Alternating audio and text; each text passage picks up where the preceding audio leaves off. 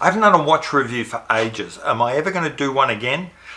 I've actually started putting them together. So let me tell you how I've approached watch reviews this time around.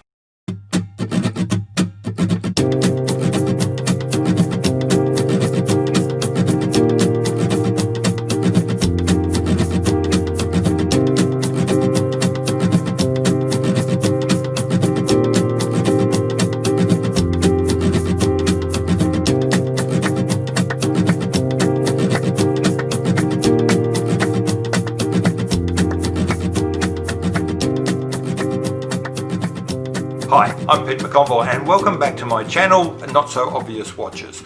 Okay, so I've said before I haven't been doing watch reviews for a while. I got disillusioned with my own reviews and the direction they were taking.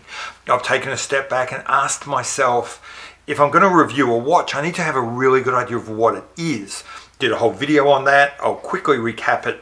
A watch can be defined pretty simply. It is a thing that you can wear that can tell the time. So that's pretty broad, but at least it's a box now that inside which you've got watches.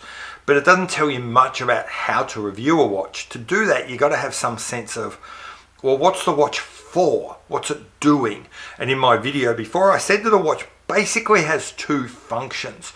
One is as a form of self-expression, to talk about who you are, who you were, who you would like to be, what's important to you, what's not important to you, what do you value. All of that is contained in a watch. The other thing a watch does is it's purely a work of art. It is a watchmaker taking their ideas and their concepts and their skill and turning that into an object of emotional power or beauty, which was the definition I had. So those are the two things a watch can do. They're quite different. What I'm going to be doing is actually 2 reviews on every watch. Well, at least 2 reviews on most watches, certainly on every watch that I own. The first watch is going to be about this issue of self-expression. So when I have chosen to buy a watch, I'm going to do a video specifically on why this one? Why did I buy this watch? And so that'll be quite personal, and that'll vary wildly depending on the watch, because every watch will have a different reason. So that's kind of a separate side project. The main project is, how do I critique a watch as an artwork? Because frankly, I'm an engineer, an analyst, a problem solver, all sorts of things, but I'm certainly not an art critic. So how the hell am I going to do this?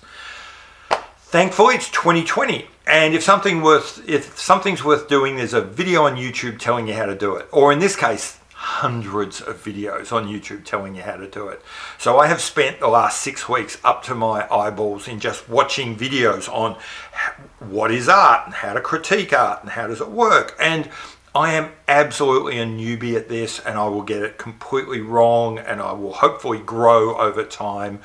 But I think I've got the beginnings of some ideas, certainly enough that I've started putting together the notes for my first watch reviews, first watch critiques, as I'm calling them, and you should see them coming out in the next couple of weeks or so.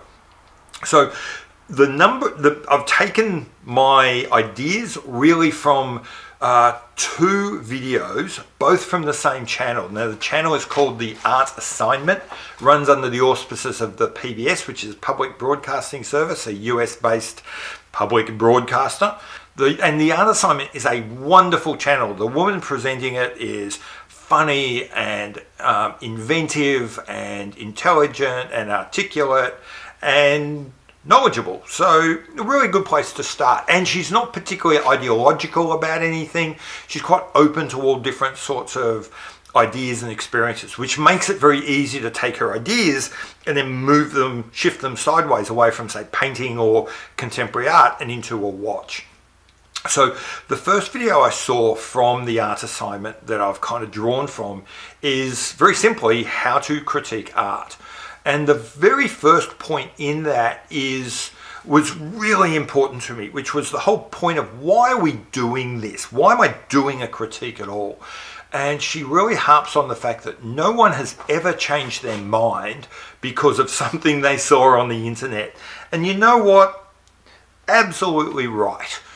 The purpose, so she says, the purpose of critiquing an art is not to change someone else's mind about a piece of art. It's rather to potentially uncover things that you or they might not have seen, and to use the critique as a way of learning more. If someone changes their mind about art, great, fantastic. If someone changes their mind about a watch, great. But that's not the aim. You're not trying to convince anybody of anything. You're simply trying to learn more about it yourself. I love that idea, that concept that when doing a review, I was in some way reviewing a product to help you make a decision, was something I always struggled with. And casting that free and saying, this isn't about making a decision, this is now just about appreciating an object, has really been quite liberating and has helped me move forward a lot faster. So with the purpose done now, what do we need to do? The first thing she says is be attentive to the work. Pay attention to it. Look at it, really look at it. Then maybe go away and come back and look at it again. Don't think you can just knock this over in a couple of minutes or a couple of seconds. And that is so true. I have learnt to now, I don't sit down and try and do everything at once. I write some notes and then go away and do something. Let it sit for 2 or 3 days. Come back, look at the watch, look at my notes, and things change, things evolve. Some of the watches I'm doing reviews on now, I've owned for some time, and I'm finding, even though I look back at my old notes, how much I've learnt and how much things have changed. So the first thing is I'm going to be really attentive to details that I think I might have missed the last time around. The second thing she says is don't be lazy.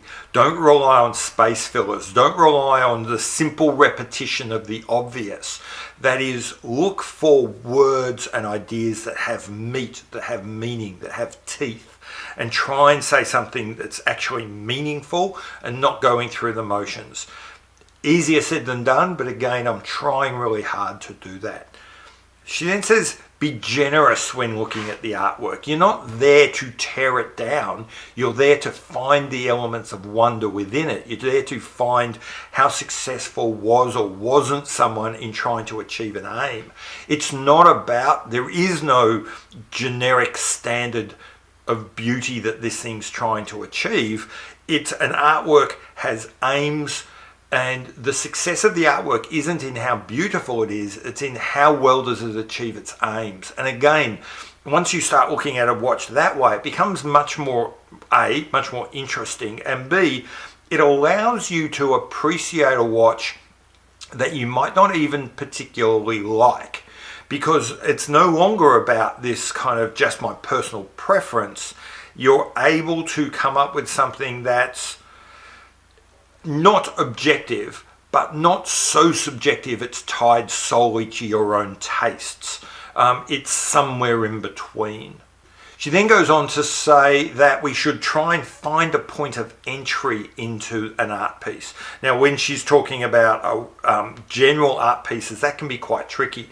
When you're talking about a watch and we shrink it right down, finding points of entry are actually relatively straightforward. I mean, you've got the design elements of the case and the dial and the crystal, and we all know these things, so this is shared, so it's not tricky to find that. We also know that we have a brand, we know that we have like segments that watches are trying to achieve. So the points of entry for a watch is actually relatively straightforward, but the idea of setting back and thinking about what's important to a watch through the lens of what the point of entry, what is interesting about this particular watch, again has really helped me kind of shape the way I talk about a watch, and has meant that you don't end up with this kind of cookie cutter, okay, let's talk about this watch and then we can just take that script and move it here and change a few words around. It now becomes much more focused on what's my point of entry for this watch, which may be different to what's my point of entry for this watch. They might remind me of different things, have completely different roles. And again, that's been really fun in meaning that I've got notes on 3 different watches that I'm looking at now, and the critiques run in 3 completely different directions, which is much more I don't know what it's going to be for you, but it's much more fun for me. And the last message that she has is just don't be a jerk. That imagine the watch designer, the person that loves and cherished and poured their life into that watch was sitting in the room with you. Then don't be an asshole. So don't ignore the problems. Don't blow smoke up people's asses. But at the same time, you don't have to be a dick about it. And I think that is really helpful as well. It helps tone back some of the rhetoric. That said, there's a couple of watches that I genuinely don't like, and in my notes I've looked at the sort of the words I've used, and they're a bit dickish, but they do. So when I need to be harsh to really capture my feelings, I'm going to be. But at the same time, I'm not going to set out to just kind of be trollish for click's sake. But the takeaway of that, and if you really listen to that, you would have noticed that there's no checklist in there. There's no, I'm going to look at this and I'm going to look at this. The key I learned from this, when listening to an art critic talk about art, suddenly there's no checklist. I'm not looking, how is the bracelet? How does the bracelet fit? Blah, blah, blah. There's no cookie cutter, let's just go through the motions. You really have to think hard about how am I going to approach this problem? And it is slower and it is painful, and I've had to rewrite notes over and over again, and I've enjoyed it so much more. And when I get these first reviews out, I hope you enjoy them more. You should be seeing my first one. I think it's going to be for... No, I won't spoil the surprise. I think it's for a Seiko though. You'll see that in a little while. And yeah, that's it. That's how I'm going to be trying to look at watches moving forward. I've been Pete McConville. This has been Not So Obvious Watches, and I'll see you later. Bye.